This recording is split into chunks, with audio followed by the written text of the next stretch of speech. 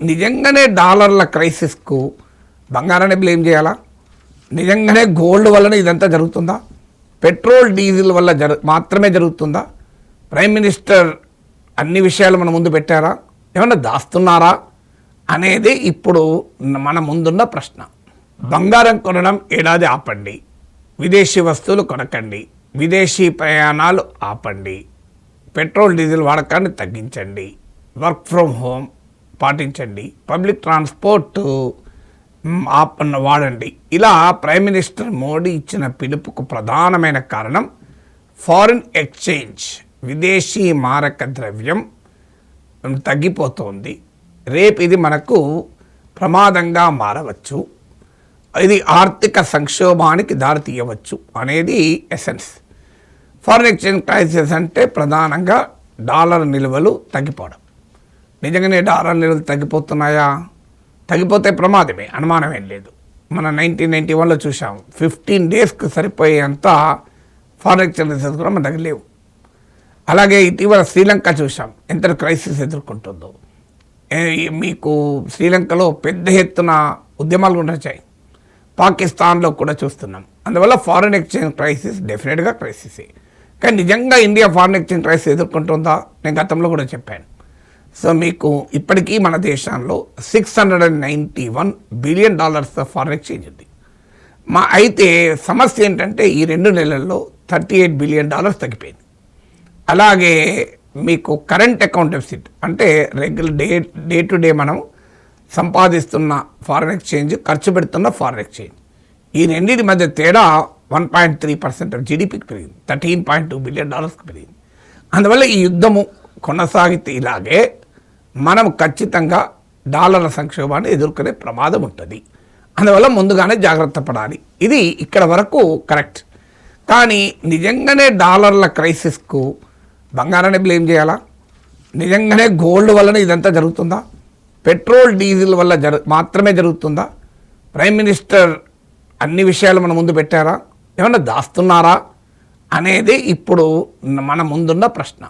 So మరి gold imports పెరగలేదా? Oil imports పెరగలేదా? వీటి కొరకు మనం ఎక్కువ డాలర్లు ఖర్చు పెట్టడం లేదా? ఇది కూడా చెప్తాను మీకు గణాంకాలు.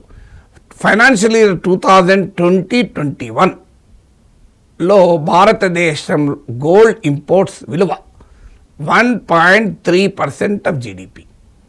ఇది కాస్త ఫైనాన్షియల్ ఇయర్ 2025-26, ఫైనాన్షియల్ ఇయర్ 2020-21 నుంచి 2025-26కి వచ్చే వరకు ఇది కాస్త 2% ఆఫ్ జీడిపికి పెరిగింది. సో డెఫినెట్గా బంగారం కోసం మనం ఎక్కువగా డాలర్లు వెచ్చిస్తున్నాం. అలాగే ఈ పీరియడ్లో ముడి చమురు పైన, దిగుమతుల పైన మనము పెట్టేటువంటి డాలర్ల ఖర్చు 2020-21 ఫైనాన్షియల్ ఇయర్లో మీకు 3% ఉండే. ఇప్పుడు 2025-26 ఫైనాన్షియల్ ఇయర్లో ఇది 4.5% ఆఫ్ జీడిపికి పెరిగింది. సో ఇక్కడ వరకు ప్రైమ్ మినిస్టర్ మోడీ చెప్పింది కరెక్ట్, ఎలాంటి పంచాయతీ లేదు. నిజంగానే మనం గోల్డ్ ఎక్కువ దిగుమతి చేసుకోవాల్సి వస్తుంది. మన గోల్డ్ దిగుమతులు కూడా భారీగా పెరిగాయి. లాస్ట్ 3-4 ఇయర్స్లోనే డబుల్ అయింది. సో ఇంతవరకు ఎవరు చెప్పినా మనకు కాదనాల్సింది ఏమీ లేదు. సో కానీ ఇది మరి ఇంతవరకే స్టోరీనా? ప్రైమ్ మినిస్టర్ మోడీ మనకి ఇది మాత్రమే చెప్తున్నాడు. కానీ మోడీ దాస్తున్నది ఇంకొకటి ఉంది. డాలర్ల సంక్షోభానికి గోల్డ్ ఆయిలే కారణము, ఒక్కటే కారణం కాదు. ఇది అర్థం కావాలంటే గతంలో మనం ఆయిల్ దిగుమతులు పైన ఎక్కువ ఖర్చు పెట్టలేదా? అప్పుడు ఇలాగే డాలర్ క్రైసిస్ వచ్చిందా? అప్పుడు ఇలాగే అపీల్స్ వచ్చాయా దేశ ప్రజలకు? ఇవి కూడా మనం గణాంకాలు చూద్దాం. సో ఇప్పుడు మన దేశ జీడిపిలో మనము సుమారు 5%, ఇప్పటికైతే ఇంకా 4.5%, అరౌండ్ 4-5% మనము ఆయిల్ ఇంపోర్ట్స్ ఖర్చు పెడుతున్నాం.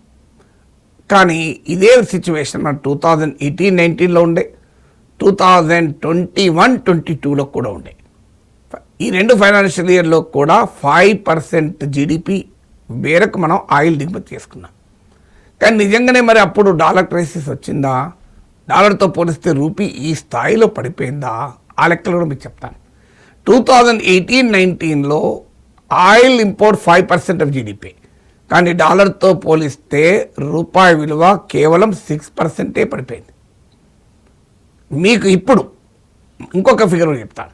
2021-22లో ఆయిల్ ఇంపోర్ట్స్ 5% ఆఫ్ జీడిపి, డాలర్తో పోలిస్తే రూపాయి విలువ 3.7% పడిపోయింది. కానీ ఈ ఫైనాన్షియల్ ఇయర్లో నియర్లీ 5% ఇంకా టచే కాలేదు. డాలర్తో పోలిస్తే రూపాయి విలువ 2025-26 లాస్ట్ ఫైనాన్షియల్ ఇయర్లో 11% పడిపోయింది. ఇప్పుడు చెప్పండి, మరి ఆయిల్ ఇంపోర్ట్స్ పెరగడం వల్లనే డాలర్తో పోలిస్తే రూపాయి పడిపోతుందా? There should be some other reason with prime minister is hiding. ప్రధానమంత్రి మనతో దాస్తున్న ఇంకో కారణం ఉండాలి కదా. ఆ కారణం గుట్టు కూడా విప్పుతాను. 2025-26 లేటెస్ట్ ఫైనాన్షియల్ ఇయర్లో రూపాయి విలువ పతనం నేను ఇంతమందితో చెప్పాను, డాలర్తో పోలిస్తే 11%. నరేంద్ర మోడీ ప్రైమ్ మినిస్టర్ అయ్యాక this is the highest fall of rupee. సహజంగానే తన పాలనలో హైయెస్ట్ ఫాల్ ఆఫ్ రూపీ కావడం వల్ల మోడీ వరీ అవుతున్నాడా అని అనుకుంటే 2014తో పోలిస్తే ఇవాళ కంఫర్టబుల్ పొజిషన్ ఉంది. 2014లో మన దేశ foreign exchange reserves hardly 7 months of ఇంపోర్ట్స్కి మాత్రమే సరిపోయింది. ఇప్పుడు ఏ కన్జర్వేటివ్ ఎస్టిమేట్తో పోల్చినా అట్లీస్ట్ 8 months ఆఫ్ ఇంపోర్ట్స్ సరిపోతుంది.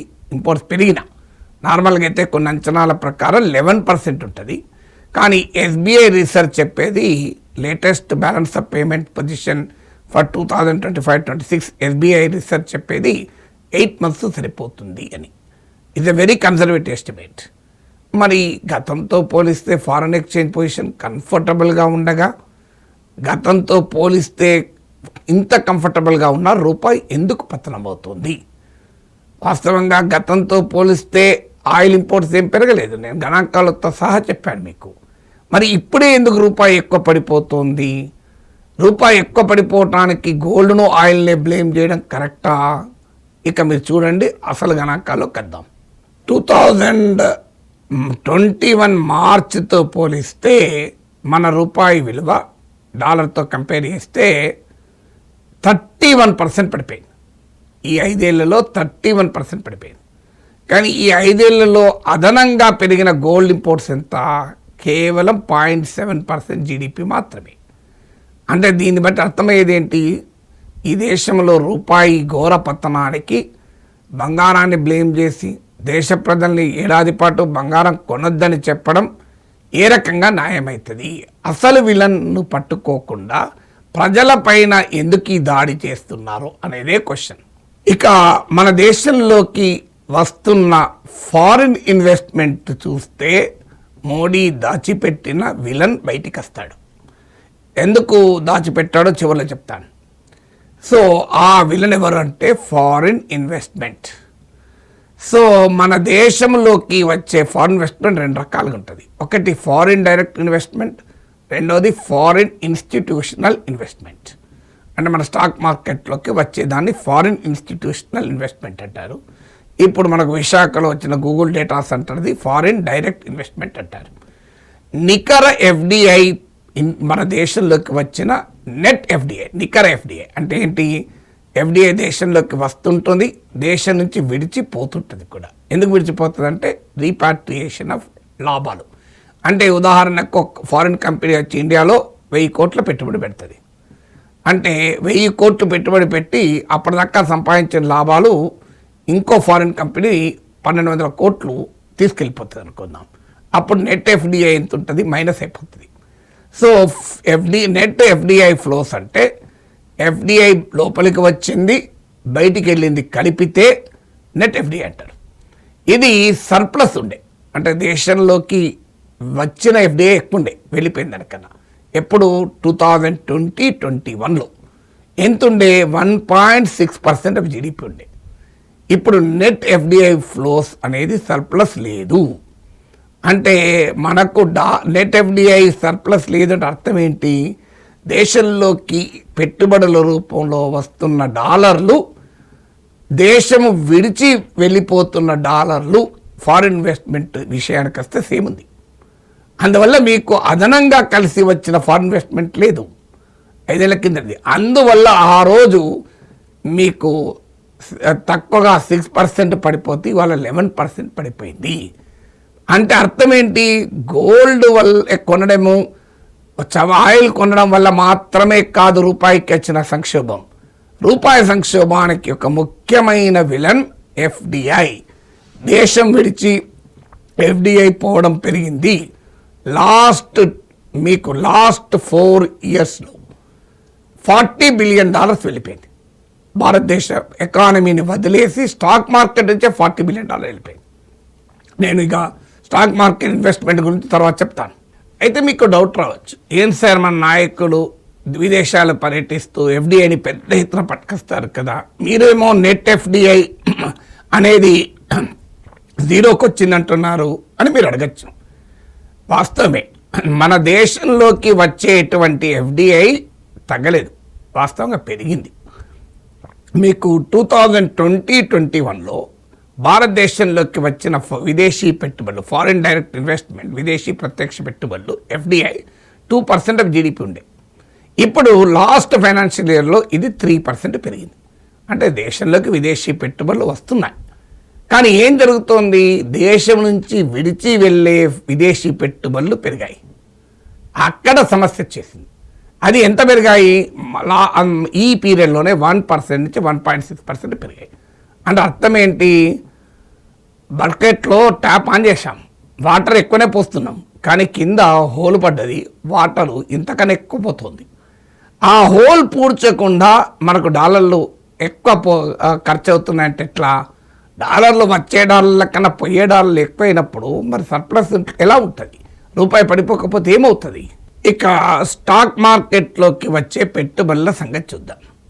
స్టాక్ మార్కెట్లోకి వచ్చే విదేశీ పెట్టుబడులు, వీటిని ఫారెన్ పోర్ట్ఫోలియో ఇన్వెస్ట్మెంట్ ఎఫ్పిఐ అంటారు. ఇది 2020-21 ఫైనాన్షియల్ ఇయర్లో మీకు 1.6% ఆఫ్ జీడిపి ఉండే. నెట్ ఫారెన్ పోర్ట్ఫోలియో ఇన్వెస్ట్మెంట్ అంటే పాజిటివ్లో ఉండే. అంటే దేశం నుంచి వెళ్ళిపోతున్న ఎఫ్పిఐతో పోలిస్తే దేశంలోకి వచ్చే ఎఫ్పిఐ ఎక్కువ ఉండే. ఇది రివర్స్ అయింది ఇప్పుడు 2025-26లో. ఇప్పుడు ఎంతైంది? నెట్ ఎఫ్పిఐ అంటే net foreign portfolio investment 0.5% of GDP అయింది. అంటే దేశంలోకి వచ్చే స్టాక్ మార్కెట్లోకి వచ్చే ఇన్వెస్ట్మెంట్ కన్నా స్టాక్ మార్కెట్ నుంచి వదిలి వెళ్ళిపోతున్న విదేశీ ఇన్వెస్ట్మెంట్ ఎక్కువ. ఎందుకు ఇలా జరుగుతోంది? ఇలా జరగడానికి కారణం అమెరికన్ ఎకానమీ బాగుండడం, డాలర్ బలపడము, ప్రపంచంలో జియో ఎకనామిక్ క్రైసిస్ వచ్చినప్పుడు డాలర్ పైన డాలర్ డినామినేటర్ అసెట్స్లోకి వెళ్ళడము, ఇవన్నీ కూడా కారణాలు, అంతర్జాతీయ కారణాలు. అవి మన చేతిలో ఉండవు. కానీ మన స్టాక్ మార్కెట్ స్వభావము కూడా ఇక్కడ మనం గమనించాలి. అంటే దేశంలోకి వచ్చే స్టాక్ మార్కెట్లోకి వచ్చే విదేశీ పెట్టుబడుల కన్నా దేశము నుంచి బయటికి వెళ్ళే విదేశీ పెట్టుబడులు ఎక్కువగా ఉంటున్నాయి. దీనికి కారణాలు ఏంటో చూద్దాం. ఈ లోగుట్టు విప్పింది నేనే కాదు. మీకు ఫిబ్రవరి 2024లో వర్ల్పూల్ కార్పొరేషన్ అనే ఫారిన్ కంపెనీ తన ఇండియన్ సబ్సిడరీలో 24% వాటా అమ్మేసింది. అమ్మినప్పుడు దాని CEO చెప్పాడు, ఎందుకు అమ్మాడు అంటే, పేరెంట్ కంపెనీ కన్నా తమ ఇండియన్ కంపెనీ 50 రెట్లు ఎక్కువగా స్టాక్ మార్కెట్లో ప్రైస్ ఉంటే అమ్ముకోకుండా ఏం చేస్తామన్నాడు. దీన్నే స్టాక్ మార్కెట్ పరిభాషలో అసెట్ ఆర్బిట్రాజ్ అంటారు.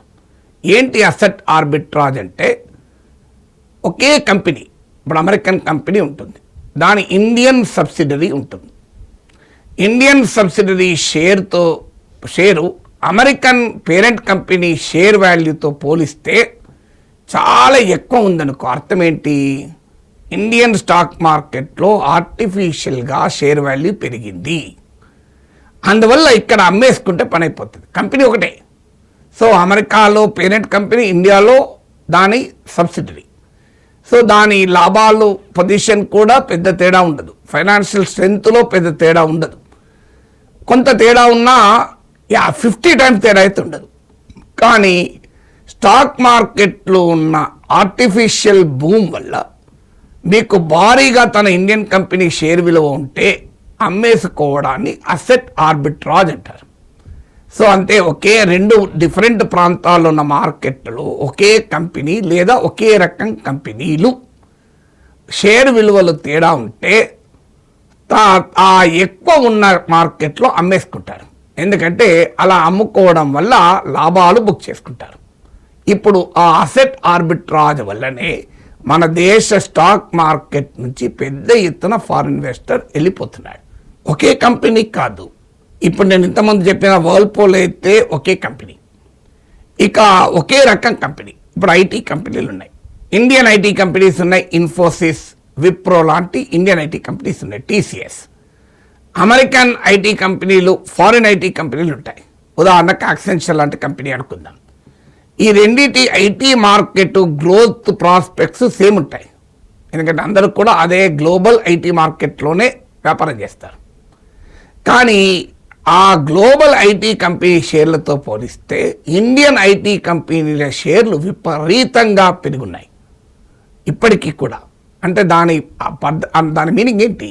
ఒక ఫారిన్ ఇన్వెస్టర్ ఉంటాడు, ఐటీ రంగంలో ఐటీ కంపెనీలో పెట్టుబడులు పెడతాడు. సేమ్ గ్రోత్ ప్రాస్పెక్ట్స్, సేమ్ లాభాలు ఉన్నటువంటి సెక్టార్ ఐటీ సెక్టార్, కానీ ఇండియన్ కంపెనీల షేర్ వాల్యూ ఏమో ఆర్టిఫిషియల్గా బాగా పెరిగింది. ఇక్కడ అమ్మేసుకుంటాడు, అమెరికన్ మార్కెట్లోనో గ్లోబల్ మార్కెట్లో యాక్సెంచర్ కంపెనీ షేర్లు కొనేసుకుంటాడు. దీన్నే ఫారిన్ ఇన్వెస్ట్మెంట్ స్టాక్ మార్కెట్ నుంచి అవుట్ఫ్లోకు కారణం. మీకు ఒక వర్ల్పూల్ కంపెనీ ఉదాహరణ చెప్పాను, ఒక ఐటీ సెక్టర్ ఉదాహరణ చెప్పాను. ఇప్పుడు ఓవరాల్ స్టాక్ మార్కెట్ సూచీల మధ్య కంపారిజన్ చెప్తాను. S&P 500 ఉంది. S&P 500 price for earning ratio, P/E ratio అంటారు. ఇది స్టాక్ మార్కెట్లో ఒక కంపెనీ లాభాలకు కంపెనీ షేర్ వాల్యూకు మధ్య ఉన్న తేడాను PE రేషియో అంటారు. సో ఈ PE రేషియోను బట్టే స్టాక్ మార్కెట్లో ఒక స్టాక్ బాగా ఎక్కువ ప్రైస్ ఉందా తక్కువ ప్రైస్ ఉందా అనేది అర్థమవుతుంది. ఈ PE రేషియో చూసే ఎక్కువ ప్రైస్ ఉందా అని అంచనా కచ్చి అమ్మేసుకుంటారు, తక్కువ ప్రైస్ ఉందని అంచనా కేసి పెట్టుబడి పెడతారు.